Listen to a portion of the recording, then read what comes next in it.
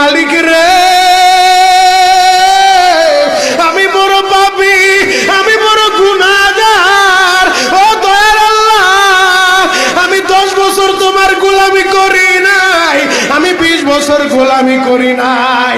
আল্লাহ, আজকে মনিরুল ইসলাম শরীয়তপুরী আমার ভাই শোনা গেছে তোমারে বন্ধু বানাইলে ওই জান্নাত পাওয়া যাবে।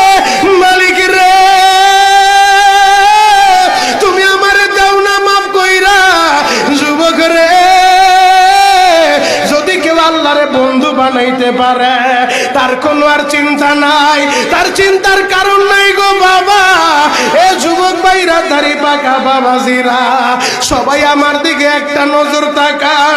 এই যে দেখেন আমি হাতের ভিতরে আহারের টিস্যু দিয়া কাফনের মতো একটা দৃশ্য বানায় ফেললাম।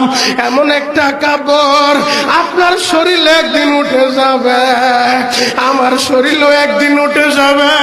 ও চেয়ারম্যান ভাইরা, ও মেম্বার ভাইরা, ও নেতা ভাইরা, ও আলেম ভাইরা, এখন কাঁদতে বলছি, শুধু কাঁদবা।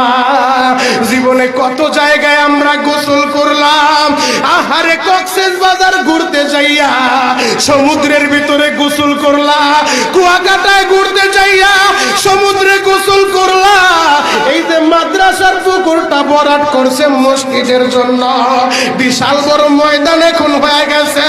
এই পুকুরের ভিতরে কত মানুষ গোসল করছে, আবার পিছনে একটা বিরাট পুকুর হয়ে গেছে, ওই পুকুরে কত মানুষ গোসল করবে। ও সোনামুখীর বাবা গো, তোমার বাড়িতে নিজের টিউবওয়েলে কতদিন তুমি গোসল করছো?